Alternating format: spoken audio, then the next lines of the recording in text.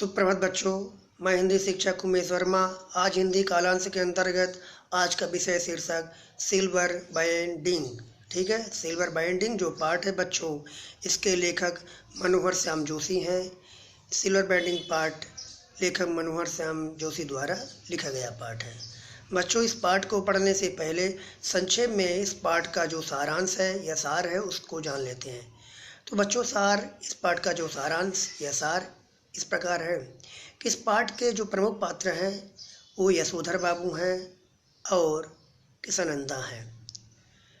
प्रमुख पात्र के रूप में तो यशोधर बाबू हैं, जिनके जीवन को संपूर्ण रूप से परंपरावादी और आधुनिकता के परिवेश में एक टकराव के रूप में दिखाया गया है। बच्चों, इस पाठ में यशोधर बाबू पुरानी परंपरा, पीढ़ियों, रीति रिवाजों को मानने वाले हैं, जबकि उनके जो परिवार के लोग हैं वो आधुनिक परिवेश को मानने वाले हैं।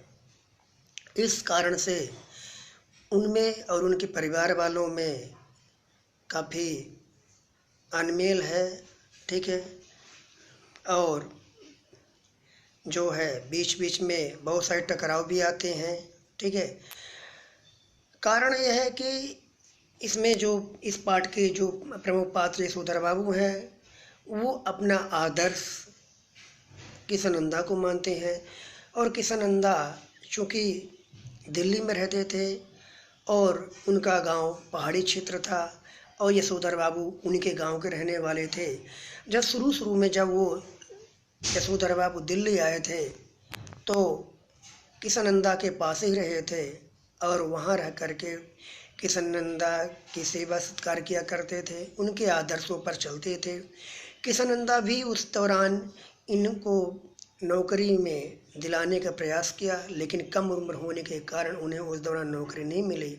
बाद में हालांकि नौकरी मिल जाती है। तो इस पाठ में यशोधर बाबू पूर्ण रूप से किसनंदा के आदर्शों पर चलते थे। किसनंदा यशोधर जो थे, यशोधर बाबू की दृष्टि में बड़े ही अच्छे सज्जन व्यक्ति थे। ठीक है, सीधे साधे सरल स्वभाव के थे। ठीक है, और परंपरावादी विचारधाराओं पर चलने वाले थे। तो उन्हीं के आदर्शों पर यशोधर बाबू भी चलने लगते हैं। बच्चों, आगे चलकर हम ये देखते हैं कि यशोधर बाबू की 25वीं शादी का सालगिरह था, 25वां शादी का सालगिरह था, और उस दिन वो एक अपने दफ्तर में अपने ऑफिस में बैठे हुए थे और टाइम के समय के बहुत पक्के थे और घड़ी से मिलान कर रहे थे कि समय हुआ कि नहीं हुआ। हालांकि बच्चों, घर के परिवार वालों से उनका अलगाव था, उनके बीच रहना उनको अच्छा नहीं लगता था, क्योंकि उनकी विचारधाराएं एक दूसरे के विपरीत थी। लेकिन उसी दिन जिस दिन ऑफिस बैठे हुए थे, समय हो चुका था, अभी बैठे हुए थे, उसी दौरान उनके ऑफिस के कुछ जो कर्मचारी थे वो भी इंतज़ार कर रहे थे कि जाएं और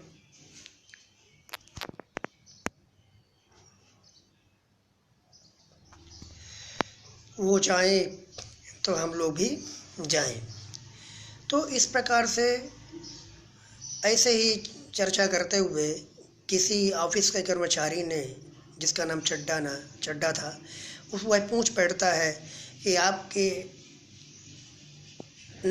यानी ऐसे ही पूछ बैठता है कि आपके का विवाह कब हुआ। उस दौरान उसे पता चलता है कि अरे आज तो इनका शादी का सालगिरह है, और इस दौरान वह वहाँ पर सभी ऑफिस के सभी कर्मचारियों से बता देता है और सभी कर्मचारी उनसे उनके शादी के सालगिरह में, या 25वीं है ना, शादी का जो 25वां सालगिरह था, उसी पर वो लोग मिष्ठान या मिठाइयाँ मंगवाने के लिए उनसे आग्रह करते हैं, कहते हैं। किसी तरह 10 रुपये वो निकालते हैं, लेकिन फिर भी उन लोगों के जीवन में के कारण और उन्हें मतलब 10-10 के 2 नोट और वो दे देते हैं, यानी कुल 30 रुपये उनके द्वारा दिया जाता है। ठीक है, और फिर वो वापिस से चलते हैं। बच्चों, उनका प्रतिदिन का नियम था कि ऑफिस तो 5 बजे तक लगता था, लेकिन अपने घर वो रात को 8:30 बजे पहुंचते थे। ऑफिस से निकलने के बाद वो बिड़ला मंदिर में जा कर के वहाँ कीर्तन भजन किया करते थे, प्रवचन सुना करते थे। ठीक है, और इसके बाद वहाँ से वो बल्कि वहाँ पर वे गीता प्रेस गोरखपुर की जो किताबें थी उनको भी पढ़ा करते थे। तो इस तरह वो मंदिर में समय अपना व्यतीत किया करते थे। बच्चों, इसके उपरांत ये वहाँ से पहाड़गंज जाया करते थे, सब्जियाँ लेने जाते थे, और वहाँ से सब्जियाँ लेकर आते आते उनको घर पहुँचते लगभग 8:30 हो जाते थे। यह उनका प्रतिदिन का नियम था। घर पहुँचने पर वो देखते थे कि उनकी पत्नी भी आधुनिकता से ढली हुई थी। पुत्र और पुत्री, इनके 2-3 लड़के और लड़कियाँ सभी जो थे ये सभी आधुनिक युग से ढले हुए थे, आधुनिकता को मानने वाले थे, जबकि यशोधर बाबू परंपरावादी के समर्थक थे, परंपरा को मानने वाले थे। इस कारण से उनके रहन सहन, खान पान, विचारधाराओं में भी टकराव होता था और कहीं न कहीं खरी खोटी सुनने पड़ते थे यशोधर बाबू को। यशोधर बाबू बच्चों मन से, आंतरिक भाव से अत्यंत दुखी थे, क्योंकि वो अपने परिवार के बीच में खुश नहीं थे और सभी का एक दूसरे से घुल मिलकर रहना तो ठीक है, लेकिन विचारधाराएं मिलती नहीं थे, सोच नहीं मिलती थी। बड़ा लड़का उनका विज्ञापन कंपनी में काम करता था, एक लड़का और एलाइड सर्विस में जाया करता था, और उनकी जो लड़की थी, पुत्री थी, वह भी आधुनिक परिवेश को मानने वाले थी। उसके पहनावे आधुनिक परिवेश के थे, जो भी यशोधर बाबू को बिल्कुल पसंद नहीं थे। उसके विवाह की बात करते हैं। विवाह के दौरान भी वह तैयार नहीं होती है, और जब विवाह के लिए तैयार नहीं होती है, वो भी यशोधर बाबू को बड़ा ही खराब लगता है और उन्हें कभी दुख भी पहुंचता है। बच्चों, जिस दिन की बात हो रही थी कि जिस दिन शादी का सालगिरह था, उस दिन यशोधर बाबू प्रतिदिन की भांति बिड़ला मंदिर गए, दर्शन किए, कीर्तन भजन किए, गीता प्रेस गोरखपुर की पुस्तकें भी पढ़ी।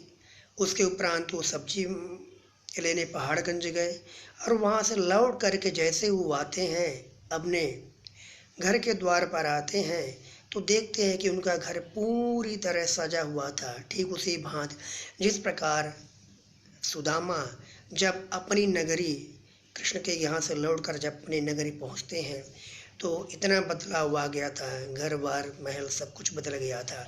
ठीक उसी प्रकार यशोधर बाबू की दशा थी कि जैसे वो घर के पास पहुँचते हैं तो देखते हैं कि उनका घर पूरी तरह सजा हुआ था, और उनके परिवार वाले आए हुए अतिथियों को, नात रिश्तेदारों को गाड़ी में बैठा रहे थे।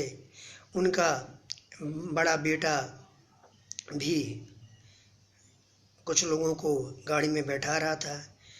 पहले तो भ्रमित हुए कि शायद वो कहीं भटक गए हैं, लेकिन जब उन्होंने अपने परिवार वालों को देखा तो उन्हें एहसास हुआ कि नहीं, वो अपने ही घर पर हैं।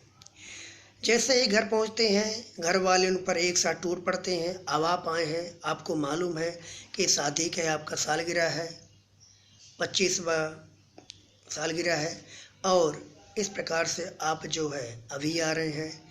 यशोधर अब कुछ नहीं बोलते हैं, वो चुपचाप कमरे के अंदर चले जाते हैं। वहाँ पर भी वो पूजा पाठ करने लगते हैं, जानबूझकर भी पूजा पाठ करने लगते हैं। उनको लोगों के बीच बैठना अच्छा नहीं लगता है। फिर भी उस बाद में यशोधर बाबू की पत्नी द्वारा जाकर खरी खोटी सुननी पड़ती है। फिर वह उठ करके पूजा से आ करके किसी तरह बेटी और लोगों के कहने पर वो केक काटते हैं, जबकि केक काटना, ढेर सारे मिष्ठान को देखकर, ठीक है ना, कोल्ड ड्रिंक, नमकीन, मिष्ठान, इन सब को देखकर उन्हें तनिक भी अच्छा नहीं लगता है। लेकिन वो समझते हैं इस तरह के सारे कार्य, ये आयोजन, यह उसके साले की द्वारा योजना बनाई गई योजना है। वो समझ जाते हैं कि ये सब उसी के द्वारा ये सब किया गया है, ठीक है। बच्चों केक तो काटते हैं, लेकिन वह केक खाना पसंद नहीं करते हैं, क्योंकि उनको ये लगता है इस केक में अंडा मिला हुआ है, इस कारण से वो केक नहीं खाते हैं। बच्चों यशोधरा पूर्ण रूप से पुरानी परंपरा को मानने वाले थे, ठीक है। बड़ा लड़का भी उनके लिए कपड़े, कुर्ता पैजामा लेकर आता है, ठीक है। और वह पहले भी कहता भी है कि आप दूध लेने जाते हैं तो आप उस पुराने कपड़ों को ना जाया करें, अच्छे नहीं लगते हैं, इन कपड़ों को पहन करके आप दूध लेने जाया करें। इस दौरान यशोधरा बाबू को भी बड़ा दुख लगता है कि देखिए, बड़ा बेटा मेरा ये नहीं सोचता है कि हम चले जाएं, स्वयं चले जाएं दूध लेकर, हम स्वयं आ जाएंगे। ये न कह करके, ये नए कपड़े दे करके कहता है कि, है ना, कि आप इन कपड़ों को पहन करके दूध लेने जाया करें। बच्चों यशोधरा बाबू सेक्शन ऑफिसर थे, ऑफिस में काम करते थे, शासकीय जॉब में थे, लेकिन साइकिल से ही जाया करते थे।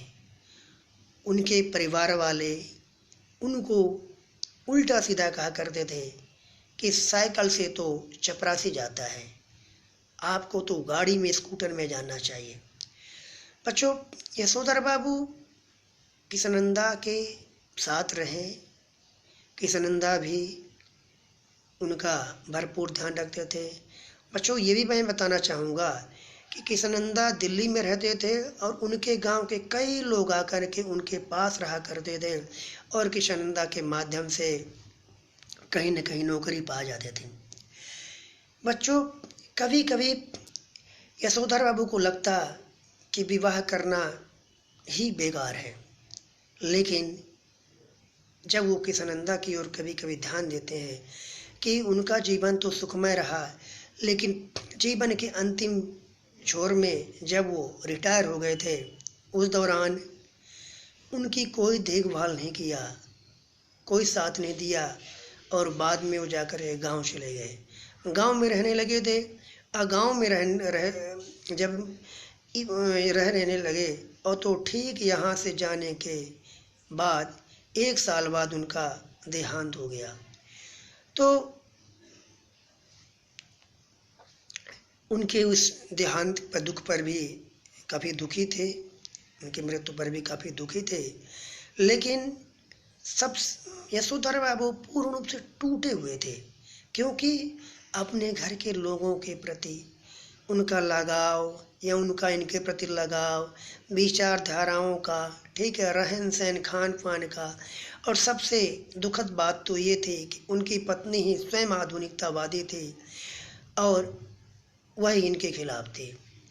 इस कारण से इस पाठ में जो है पूर्ण रूप से यशोधरा बाबू के जीवन चरित्र को दिखाते हुए, उनके परंपरावादी को दिखाते हुए, आज के आधुनिक युग, आज के परिवेश में, आज के दौर में लोगों के रहन सहन, खान पान को उनसे जोड़कर